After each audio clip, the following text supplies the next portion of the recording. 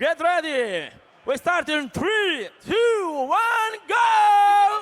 And we are off for qualification match number 103 here on Croft Field number 1. This is a fast-paced match with the Red Alliance rapidly cycling through those artifacts as they attempt to score as many as possible during this autonomous period. Over on the blue side, they are doing the same, emptying and refilling that ramp, as well as having FE203 picking up from those spike marks. As we enter the driver-controlled period, there is about a 20-point difference between the two teams here.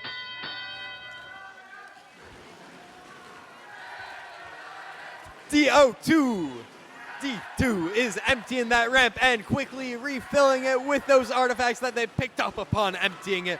Over on the blue side, FE203 is doing the same. They from afar, but not finding their aim, is Leviathan Robotics. They are hoping.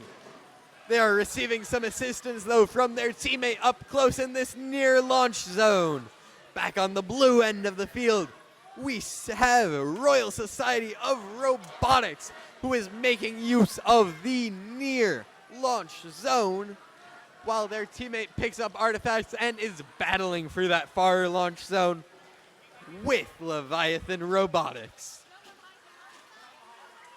With a minute left in gameplay, there is over a 50-point difference between the teams, with Red in the lead.